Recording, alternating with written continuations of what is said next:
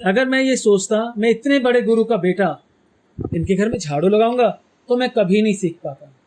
Hello दोस्तों, welcome back to other episode for dancer live. मैं आपका दोस्त विनय कुमार आपका स्वागत करता हूं आपके अपने चैनल वी डांस यूनिट में।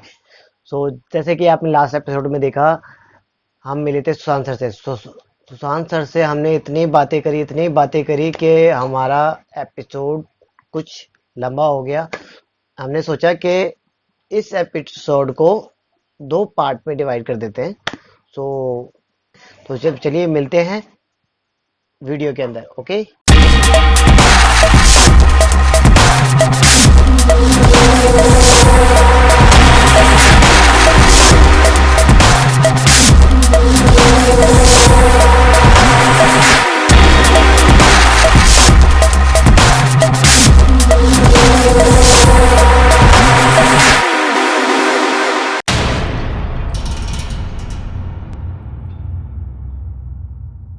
उड़ीसा में जब मैंने डांस स्टार्ट किया,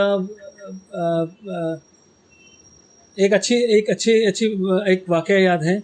मैं जब वहाँ पहुँचा तो हमारे जो पुष्परंजन जी, हमारे बड़े भाई जो गुरु पुष्परंजन जी हैं, उन्होंने मुझे अपनी एक साइकिल दी जो पुरानी साइकिल थी। तो उनको उड़ीसा में साइकिल की सीट बड़ी वो होती थी, आजकल गांव में मिल जाएगा वैसी साइकिलें। और उसमें अगर 2 बार पैडल मारो उससे अच्छा तो चल के चले जाओगे।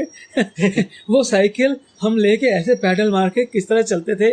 वो फिर लास्ट में चल के भाग के हम जाते थे सीखने के लिए, अपने गुरुजी के पास जाते थे, वहाँ से सीख के वापस आते थे। मगर मैंने ज़्यादातर सीखा एक हमारे और एक गुरु भाई हैं, पितवास भाई करके हैं, उड़ीसा में हैं। उनसे मैंने बहुत कुछ सीखा।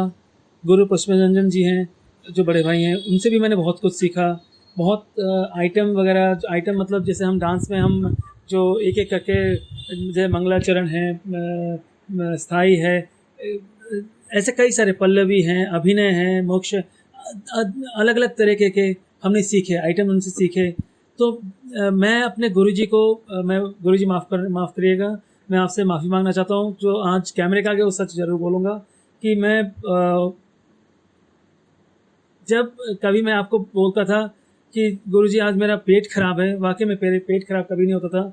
मैं अपने किसी न किसी गुरु भाई के घर जाके उनसे नृत्य सीखने की कोशिश करता था, कि उनसे सीखता था। और सीखने का तरीका क्या था मेरा, मैं सीखता था जैसे सोचिए सर, मैं आपके घर गया, आपको एक चीज़ पता है, आपको एक आइटम आता है, तो मैं कैसे सीखूंगा? मैं बोलूँगा ज़रा मुझे सिखाइए। आप सिखाएंगे? नहीं। मैं कैसे सीखता था, भैया भैया आप ना क्या कर रहे हैं अभी?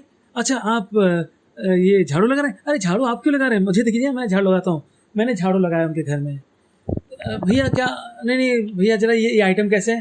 नहीं नहीं अभी मुझे खाना, वो मुझे बोलते थे नहीं मुझे खाना बनाना। अरे भैया आप खाना क्या, मैं बैठा किस लिए हूँ, मैं खाना बनाऊंगा ना, मैं सब्जी काटता था भैया। इसके बाद क्या था भैया? हाँ अच्छा, ऐसे मैं वहाँ पे उनसे सीखता था, प्लस और सब्जियाँ काट काट के कभी उनका झाड़ू लगा दिया, कभी पोछा लगा दिया, कभी सब्जी काटा उनका, हाँ खाना बना दिया। इस तरह करके, ऐसे करके उनके पास जा जाके उन सीख लिया आइटम।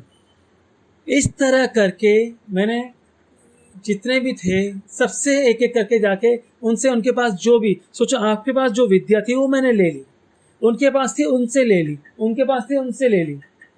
मगर वहाँ पे एक चीज़ है, नृत्य में आपको पता है, चाहे किसी भी फील्ड में हो, पॉलिटिक्स हर जगह है। अगर आपको जो आता है आप अपने साथ वाले को नहीं बताएंगे, ये है, ये फैक्ट है। मगर मुझे क्या था, मुझे तो सब मेरे भाई हो, मुझे सब सिखा। मैं आपसे सीख लिया, सीधे तरीके से पूछता नहीं सिखाते, टेढ़े तरीके से। आपके पाँव दबा दबा के मैंने सीखा, तो टेढ़े तरीके से सीखा। अगर मैं ये सोचता मैं इतने बड़े गुरु का बेटा इनके घर में झाड़ू लगाऊंगा तो मैं कभी नहीं सीख पाता। तो मैंने किया ना, मैं उनके बर्तन भी मांजूंगा, उनके झाड़ू भी लगाऊंगा, मुझे उनसे विद्या लेनी है। और मैंने ली, एक तरह से छीना उनसे ये सब चीज़ें, ठीक है। तो बाकायदा सबसे लेने के बाद लास्ट में मैंने उनसे जब जब हम एक जगह कभी गुरुजी के इंस्टीट्यूट में जाके बैठते थे, तो वहाँ पे जाके हम जब बात करते थे, बड़े बड़े भैया सब पूछते थे तुम्हें ये आता है? मैंने कहा हाँ भैया थोड़ा बहुत आता है। अच्छा, ये भी आता है? हाँ भैया, ये भी आता है। अच्छा ज़रा 2 मिनट आना, जरा बताना कैसे है कैसे? भैया ऐसे नहीं, आप ज़रा घर आइए मेरे। क्यों? मैं क्यों दूँ ऐसे किसी को? जिस तरह से मैंने हासिल किया आप भी हासिल कर के दिखाओ। मुझसे हासिल करो ना आप। जब मुझसे सीखना चाहते हो तो हासिल करो, मैंने जैसे आपसे हासिल किया आप मुझसे हासिल कर लो। सर हर लाइन में कुछ ऐसे लोग होते हैं जो सबका मोरल मोरल डाउन करते हैं, डिमोटिवेट करते हैं उसको। तो आपके साथ भी ऐसा कुछ हुआ था कभी? इसको डीमोटिवेट तो नहीं बोलूँगा, मैंने हमेशा हर एक चीज़ को एक पॉजिटिव वे में लिया है, क्योंकि मैंने कभी जीवन में कोई चीज़ नेगेटिव भी हो तो उसको पॉजिटिव की तरीके से लेता हूँ। कोई मेरी बुराई करता है, कोई मुझे कुछ बोलता है तो मैं उसमें से भी अच्छाई ढूंढने की कोशिश करता हूँ।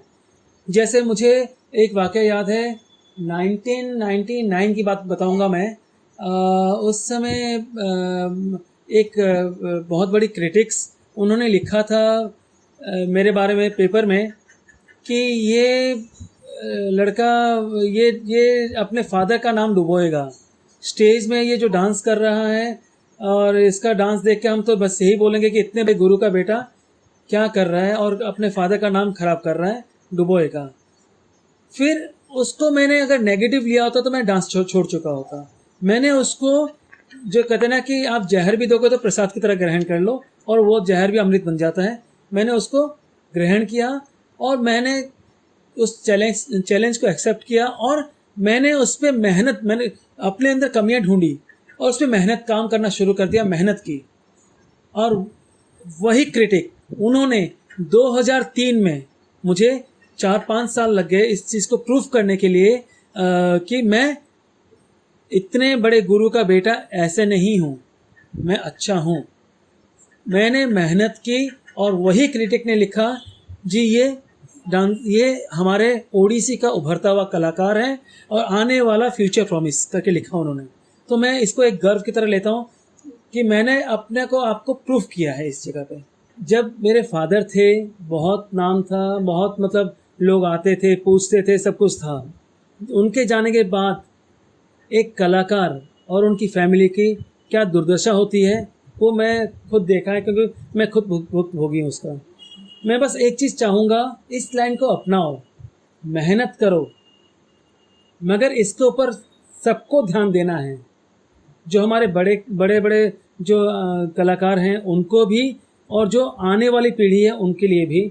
जी, बड़ों के लिए ये है कि आप ऐसा कुछ बनाइए, क्योंकि मैंने अपनी माँ के लिए, मदर के लिए मैंने सिर्फ ये चाहा था कि अगर इतने बड़े गुरु, उनके एक विडो, उनकी वाइफ, हाँ, उनको एक पेंशन दिलाने के लिए सरकार से मैं कितने धक्के खाए। मैंने शास्त्री भवन गया, HRD मिनिस्ट्री गया, कितने धक्के खाए मैंने, मगर मरते दम तक उनके उनके हमेशा एक जहन में एक बात रही कि जी मुझे पेंशन कभी नहीं मिला,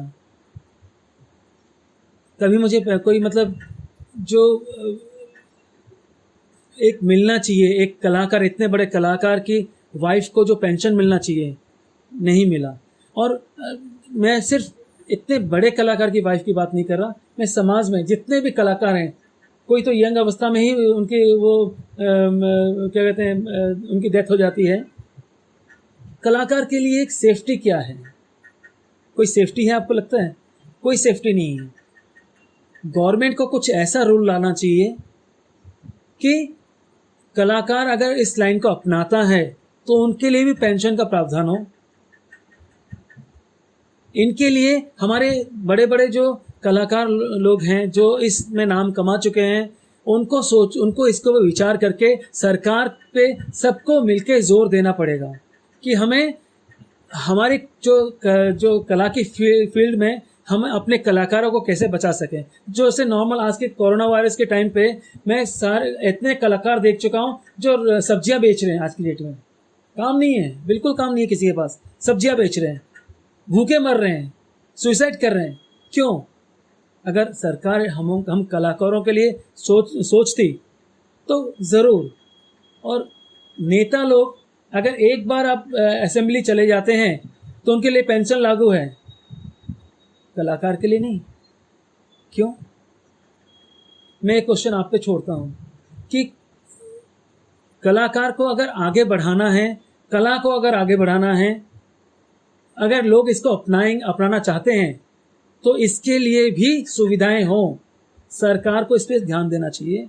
मैं बस यही निवेदन करूंगा हमारे बड़े कलाकारों से और आने वाली पीढ़ियों से कि सब मिलके ये आवाज़ को आगे बढ़ाएं कि हम अपने लिए, अपनी कला के लिए, इसको आगे बढ़ाने के लिए कुछ काम करें और हर कलाकार के लिए पेंशन लागू हो।